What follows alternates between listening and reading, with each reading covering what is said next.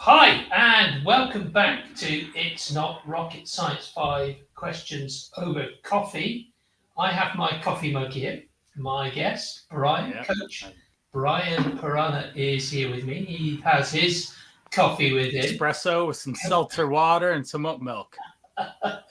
Coach Brian, that's a brilliant, brilliant recipe. Thank you for that. So, Brian is a health and well-being expert. He's an athlete, now a coach who helps business leaders, Yep. people who are trying to run their businesses and forget that they need to remain healthy to run their business, do better with both. So, Coach Brian, welcome to It's Not Rocket Science 5 questions over coffee. Looking forward to this conversation Me and too. really looking forward to hearing how you can help us. Yep. I'm excited to be here. I'm looking forward to our 5 questions and the Sure. insights that I can bring, the value, and some ideal takeaways for our guests that are listening in. That's what we want to hear. So let's start with that first question that I like to always start with. So just give us a little bit of an oversight of the sort of person you're trying to help. What are the problems that they have in their life that might help them identify that you're currently talking to them? Right. What happens when we reach our mid 40s? There's that term of a midlife crisis, right? I'm 42. I married my high school sweetheart. We're 19 years in. We have 4 kids, 2 high schoolers, 2 middle schoolers, 3 boys and girls, 15 to 10. And I've been self employed for 15 years and been in the health industry for 23 or something. I've seen it time and again is that people, business owners, entrepreneurs, leaders, everyone ends up running into this at some point where the responsibilities of their life caught up to them in a sense, and they realize they're not taking care of themselves and their Mhm. body. And 40, 45, 50 isn't what was expected when they got there, right? They're on their way to retirement or they got money in the bank or the house or whatever the stuff. But when they see themselves in the mirror, their waistline's expanding. They don't have the confidence in their workloads that they once had. There's fatigue, the lack of productivity. They feel half a step behind, or maybe in one or two instead. And that's the type of person that I'm coming to the marketplace to meet, is to get that priority. Let's not have a midlife crisis where we potentially disrupt some things in life. Let's actually enhance what life has and be even more productive by taking care of yourself first, to then have the energy, the resources, the capacity to keep pace with all the responsibilities that you are now in charge of. So let's talk a little bit about maybe there's somebody out there at the moment that's thinking, hey, this guy's talking to me. What do you think that they'd be able to recognise in terms of the things they've tried, the thing that the health kicks they go on, Mhm. the diet which constantly never seems to work. I mean, they may even be finding themselves at the moment sitting there looking at yet another diet book or even Right. some other ways of trying to enhance this. And I think what you're trying to say is that's not always all of the solution, is it? No, no, definitely not. Oftentimes, we've been taught through marketing, through just literal time for or the diet industry really started in the 1980s or so and Mm. 90s and continued on. If you I grew up in that, and it has infiltrated every single person that I am in association with and who I've worked with for years.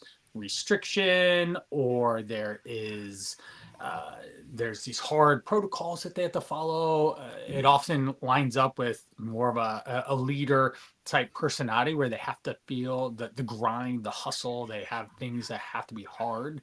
They have to cut out, restrict, all that.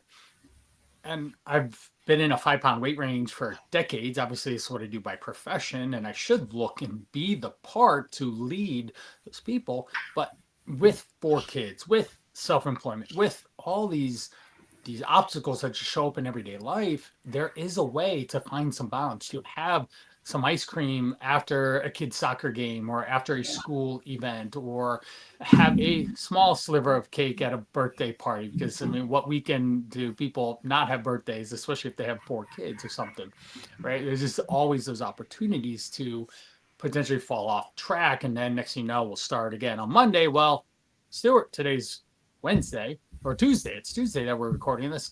There's a lot of sloppiness that can be created there and cause you to be setting yourself back a significant amount. We need to find a level of balance of with some flexibility, some moderation, and in a way that creates a lifestyle that they can actually live.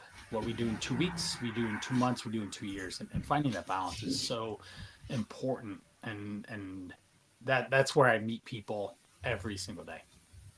And I think you've got a very valid point there, Brian, because it's if you are having to force yourself into something, if you're telling yourself that you can only achieve this by constant denial, you can only do this by having to go to the gym when you don't really feel like it because you've got other concerns, you've got the family to worry about, things like that, it becomes more and more difficult to actually stick with something like this, doesn't it? I mean, if the only time you ever get any pleasure is when you get that little bit of ice cream or that small amount of cake at a birthday party, and suddenly you're denied that, it just becomes impossible to stick to anything that you really, really want to do. You have to link it to something that's more than that. Right. It's the same thing with business. If you have to grind to grow a business, it's going to fail at some point because whether the motivation, the willpower, the lack of consistently putting out or say a high marketing budget, if you one or 5 months go by and you haven't produced the outcomes to pay for that, now you're in the red and things aren't going well for the business because it's at such a high demand of I'd say accuracy or focus, or the ROI needs to be right on point there. So I think you've got a really you've got a special offer that I think that the audience is going to be really interested in. This I will be putting into our vault. So if you go to www.systemize.me/free-stuff, you'll get the details of exactly how Brian can help this. Coach Brian, tell us, how can you help us to get through some of these problems? Yeah, well, say the free stuff thing, right? I have a That's the one. Anything valuable offers, valuable free stuff. That's what we like to give to people here. Pay it forward. They have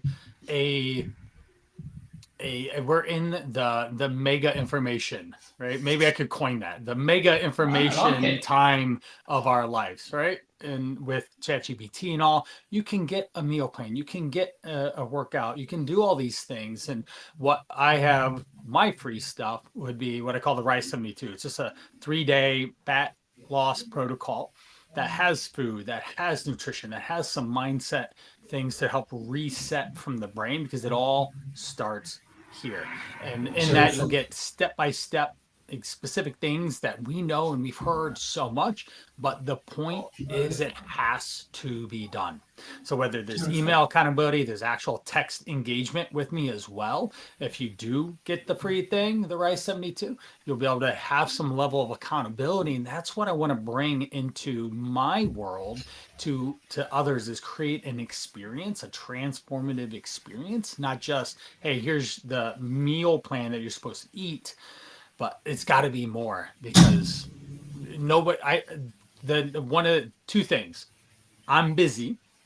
Every single person I think has always said that, and they usually say it's in all caps, BUSY, with multiple exclamation points after it. That's how they describe their life, and I get it. I'm busy too, but I still have found a way to prioritize my health. Yeah. So let's find a way to do that for you.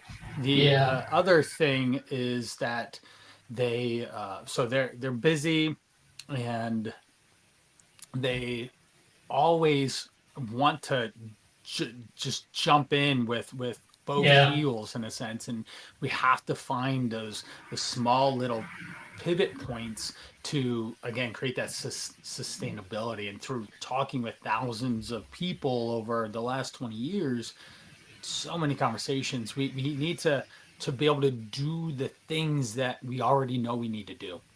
And that's a high level of radical accountability I want to bring to.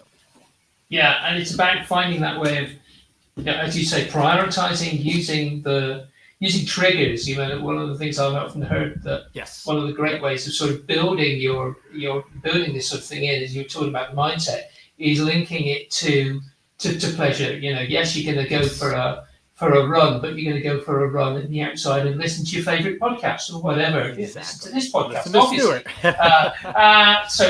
So you actually sort of and you have to set yourself up with the only time I listen to the podcast is when I'm going for the run or when I'm going for the walk, and so that you get that sort of mindset shift. If it's not something hard, it becomes a pleasure to do some of this stuff. Right. Exactly. And that's a huge gap where people are. An example would be, say, the 75 hard. It's a very strong reset accountability protocol where you have to work out twice a day. You got to drink a gallon of water. You got to read a book. All these things are great. Let's do 75 hard on your own terms that makes it so that on day 76 or day 2000, you're still doing the things. Yeah, and that's my absolutely. job to help figure that out. Brilliant, love it. Brian, you've got to the stage where you understand exactly how this works. So was there a book or a program or something that actually sort of allowed you to understand how to get that sort of mindset, that body work, the diet, everything sort of coming together, which is how you explain it to people? The book that comes off the top of my head, there's so many personal development things I've done. I've actually went to Tony Robbins seminars. I was a fire walker. I did it twice, and so many other different certifications and all that. I guess when it all comes said and done, we've heard it again a million times, is that the James Clear is a really easy, that everyone would know, Atomic Habits. How do we build habits 1% better at a time? We take these small incremental consistent steps to get us, and we consistently keep doing that. And the other thing is to understand the analogy that is used in there as well, an ice cube melting at 22 degrees, it's not going to melt. At 23, it's not going to melt. At 29, it's not melting. At 32, it might start to melt. At 33, it's melting. It will take a while. At 40, it's melted. It's definitely on its way. And today in Miami in July, it's done melted, the moment it touched the ground. Even maybe on the way down to the ground, it's already evaporated because it's so hot. And in the beginning of these changes, even just in business, we can tie it back to business since that's who's listening. In the beginning of the business, it was so small and incremental, and you didn't see those 1 degree changes over time. But then you built that momentum, and all of a sudden you have a business with employees, and it's successful. And all of a sudden you're, wow, I don't have time for myself. But that 1% better is going to be the key thing to build consistency into your life. I'm a great fan of somebody you may or may not have heard of, a guy called Sir David Brailsford, who was the coach of the Great Britain cycling team, and he was a very great fan of sort of 1% improvements, and he was looking at 1% improvements all the time, which took the British cycling team to the top of the world. And the reason that he did it was because he was looking at tiny changes every single time they raced, to the extent that he started sending the team out to meetings with their own pillows so that they got a slightly better night's sleep the night before they race. It really does take tiny changes to produce a massive result, doesn't it? Yes. But it has to be consistent. It has to be continuous. You cannot just do it once and then hope it's all gone back to, it's going to be easy from that. You make that tiny change, but you have to continue to make that change. You need the accountability to do it. Yeah. KPIs for ROIs. Right? In the business world, we have those and these SOPs to get to the ROIs that we want to go, but it has to be done every day. You do those. And same thing in our body. We need to, these are basic. We need to move so much. We need to drink our water, get enough sleep. We need to eat healthy food. Those are basic tenets of taking care of yourself and living in a healthy body that's energetic and you feel confident in, and you fit your clothes in, but we let distraction take us away. Yeah. Brian, there must be one question that you're left at the moment thinking you still haven't got to the really critical one, that one question that we need to sort of get to, and I should ask it, but I obviously don't know what it is. So what is the question that you would have liked me to have asked by now, which I obviously haven't? And then, obviously, as you know the answer, you better answer it for us. Otherwise, it'll never get answered. I thought long and hard on this. And what is the true ROI of taking care of yourself and your health? Oh, that is a good question. I like Yeah, isn't it? that. Huh? I thought about it a little bit, make sure it was juicy. What is it? People at first just think, oh, I'm at a healthy body weight, or I don't fall asleep in the middle of the day anymore, or I can be productive at work, or I can go one meeting to Mm, the next to the next, or when I come home, I can engage with my family and children. Those are all really important things, but one thing is say the confidence that you have. If you aren't in a healthy body, then we don't necessarily have the confidence that you think that you're portraying when you go into a meeting, right? Even this is a good old Tony Robbins example, but I'm standing here, but I can take a big deep breath in and I can get up here all of a sudden. I'm I'm just 1% taller in a sense, but it's been multiplied. It's 10x in my energy flow, my breath. I can get oxygen in my lungs and I can start to think clearly. And people notice that and they see it. yeah, They can feel that confidence and that energy coming from it. And you don't know that you're walking around like this all day. You might feel the same, but there's a difference. So, what does that mean? That means that we can, if the true ROI of a healthy body is better connection with those around you, in your family circle, your social circles, how you show up at work and lead. We want that lead. What type of ability are you to be able to produce deals and make things happen in your career? These are all big ROIs that can happen, and you don't. The thing that you don't see, and I love sharing this with my four kids, especially my oldest right now, because he's teenage for sure at 15, almost 16. But you choose your actions, but you don't choose your consequences. Therefore, if you're not brilliant. taking care of your health in the 40s, you might have a heart attack by your 50. Hey, I'm so glad that you're retiring as a millionaire or whatever, but you're going to spend all of it on healthcare and assisted living and having someone wipe your butt because you Brilliant. can't, because you have a disease, right? Well, everyone has lots of problems until they have a significant health problem. Then we only have one problem, and everything else fades quickly because you have diabetes, you've had a heart attack, there's a stroke, there's cancer, there's all these things that are trying to kill us, and health is the most easy, say almost free thing to do outside of your time that you can get a huge ROI for now, but also into the future. Future. That's absolutely brilliant. And if if nobody takes anything away from this, they should take away the fact that doing something for their future is actually looking after their kids, their grandkids, their great grandkids. You know, you need to be around for those. I'm going to go back. You need to come on to systemize.me/free hyphen stuff. Go find out about what Brian has been talking to us about today, and make sure that you understand exactly how somebody like Brian can really help you to focus to make sure that you are available to the future. And I'm going to put in my own little request to you, please.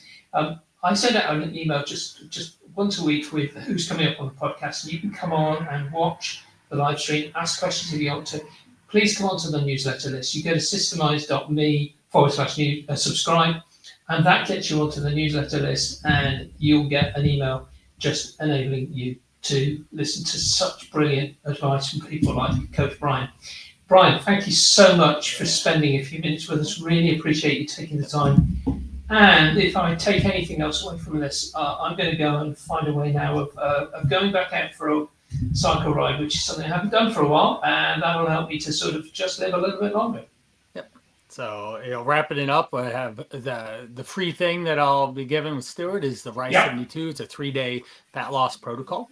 Men and women can do it. And then what the call to Rise is it's a 100-day fat loss transformational brilliant. experience that really focuses on weekly challenges, quarterly assessment. There's small cohorts of this is more of a men's focus group called the Brotherhood, where we have a small knit group of people, men that are like minded, that want to thrive in their health too, along with all these other areas in their life. And it's again getting out of just information, but actual doing the things, because you're in it's a catalyst for transformation, and that's what the call to rise is. So answer your call to rise to better health and a better quality of life. Brian, I love it. Thank you so much, and I really appreciate you spending a bit of time for us. Go get that stuff from the link. Thank you. Bye bye.